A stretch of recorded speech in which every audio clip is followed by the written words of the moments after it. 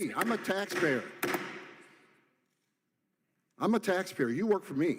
Mr. Homan, is there anything you'd like to respond to what you've heard today? Yeah, I'd like to respond to Acting Chairman J. Paul on your comment about the Trump administration moving money around for more detention beds. I'd like to remind you, under the Obama administration, we did that most of the years he was president. We moved money around DHS. It's called reprogramming. We did that under the Obama administration. I don't remember any hearings on that. And also, I'd like to remind you that under the Obama administration, I mean, you're quick to point out that the cages were built under the Obama administration. I was there. Family detention, we had 100 family beds under the Obama administration. We built 3,000 more. So when there was a surge in FY14 and FY15 on the border, Congress was quick to give all the money we needed to build detention facilities, get transportation contracts. We reprogrammed money out of the majority of the years he was president. That was fine. Under Obama administration, FY12, we removed 409,000 people, half of what was removed last year. There was no hearings on that.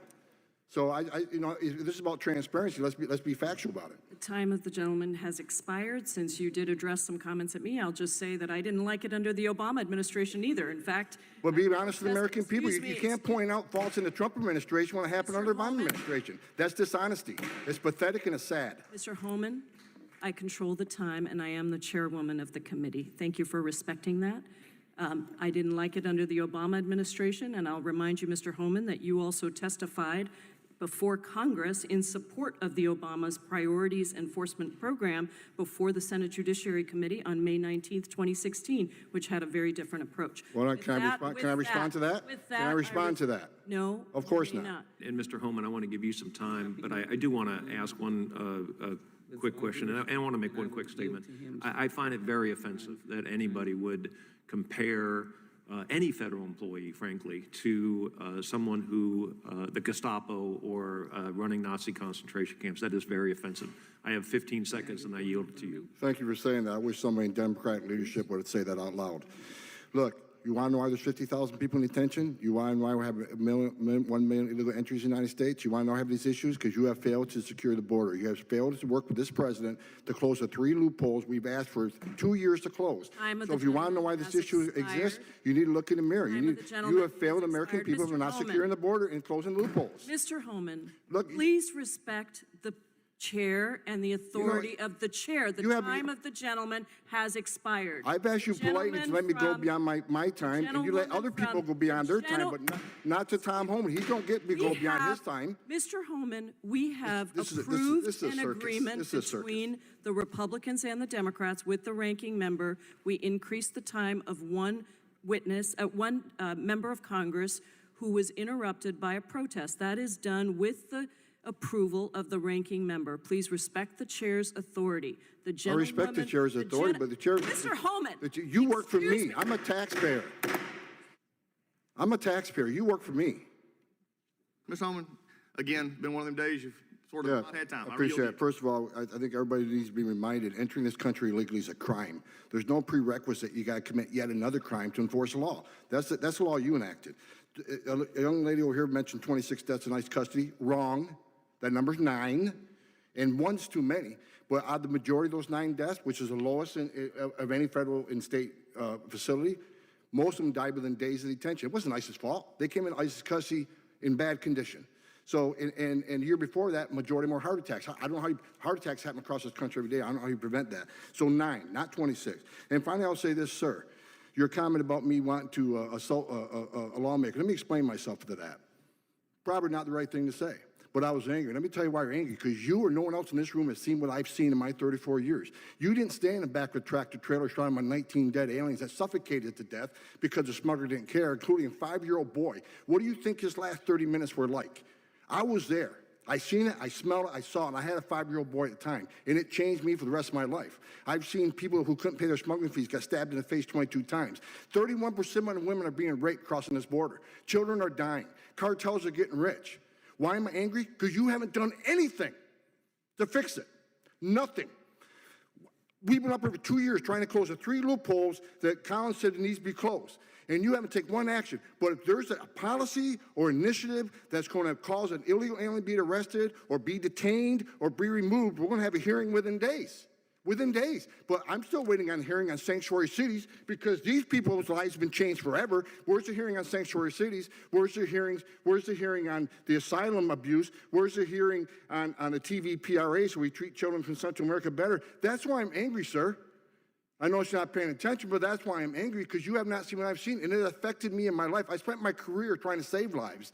And when I see what's going on the southern border right now, and you're ignoring it for political reasons, why not have a hearing on that? Why not fix the problem and close the loopholes? Why not? There's no downside on securing our border. There's no downside on illegal immigration being decreased. There's no downside on less drugs come to this country. Opioids, I see opioids kill every man, woman, child 3 times. There's no downside in taking money out of cartels' hands. None. I yield back. Mr. Jordan. Mr. Homan, the actions you took when you were director of ICE were entirely consistent with the law of the land, weren't they? Yes, when someone's prosecuted for a crime, the child can't go to jail with the parent. Yep. That happens to American families every day. Yeah, and if we, as you said, I think earlier, if we don't like the law, last time I checked, it's the folks sitting up here got to change it. Yeah. And you've offered, I think, no more than 4 times 3 changes to the law that would help the situation. Is that right? Yes, sir. Maybe make it a 5th time. Can you say it a 5th time for this group? Just, because, again, we're the ones that have to change the law. So give us that recommendation a 5th time, the 3 things that we got to do. If we would close the loopholes in the TVPRA, where children in Central America are treated the same as children in Mexico, if we would change the Flores settlement agreement so we can actually detain families in family setting long enough to see a judge and plead their case, if we can change the rules of asylum so it makes more sense so 90% of the people don't pass the first interview and a lot fewer pass in front of a judge, those 3 things would make a big difference on the border and decrease the illegal entry. Because those 3 things go to the heart of the matter. They go to the incentive. Is that right? They go to incentive along with the other things, such as talking about abolishing ICE, having no detention, free education, Yeah. free medical care, citizenship for those who are here illegally. When you keep offering incentives for people to come, sanctuary cities, come to this country, you'll be protected from ICE. As long as you keep having this language, kind of more people statements, who are those kind of- vulnerable people are going to keep trying to come. Those kind of statements made by Democrats in the United States Congress or in positions of influence in this country, they have an impact, don't they? They have a significant impact. When a member of Congress says abolish ICE, when another member of Congress says abolish DHS, when the Speaker of the House says walls are immoral, when the person who gave the State of the Union response to the President's State of the Union says she's okay with non-citizens voting, that all has an impact, doesn't it? Just like the laws that you're sworn to uphold and impact and do when you're the director of ICE. It has a significant impact, and if this would have been fixed years ago, we probably wouldn't have seen zero tolerance. We wouldn't see the conditions on the border But today. because the laws haven't been changed, because of the statements that have been made, there was a crisis. There is a crisis on the border. And that just didn't happen yesterday. Right? You think about this. There was a crisis. The administration asks for help. Democrats say it's contrived, it's manufactured, it's fake, it's not real. Then when the crisis, the real crisis, gets actually worse, the Democrats blame the administration for the very crisis they helped create by the things they said and the fact it won't change the law. But somehow, it's your problem.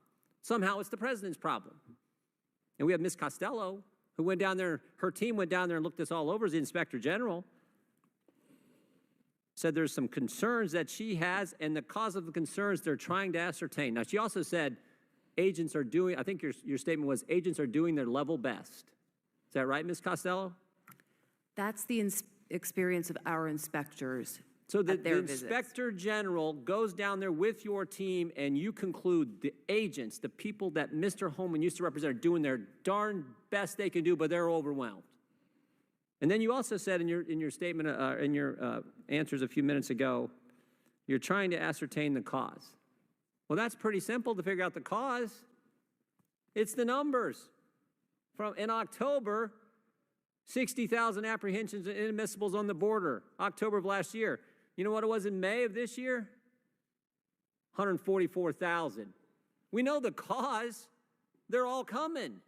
And they're coming because things the other side's saying, and the fact we won't change 3 fundamental things in the law. And it also might help, Mr. Homan, it also might help, because these are the ones that, these are apprehensions, these people presenting themselves at ports of entry. It also might help if we build a border security wall, right? Instead of having the Speaker of the House say they're immoral, even though there's one in her state, it might actually help if we built the border security wall that the American people voted this president in office to do, might actually help if we did that. Would you agree, Mr. Homan? Absolutely. Every place they built a border barrier, every single place they built a border barrier, illegal immigration decreased. Yeah, it would help with some of the tragic things that we have heard about, tragic situations that we've heard about the last couple of days, this entire week in this committee, that no one wants to see happen.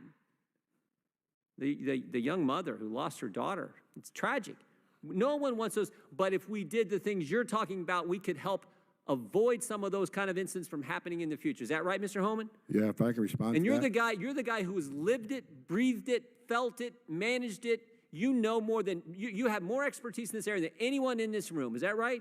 I believe so, but let me I know respond. so. Let me respond to the one child that died. It's tragic, tragic. Sure is. But you know, as long as we're showing a lot of pictures, if I can have just 30 seconds. Here's a picture. Her name is Serenity. She was 9 months old, 9 months. Raped and murdered by an illegal alien because of open borders policy. Here's Irana. She was 5 years old. Raped repeatedly and murdered by an illegal alien. Here's Louise Solowin. She was 93. Multiple rapes and murdered by an illegal alien.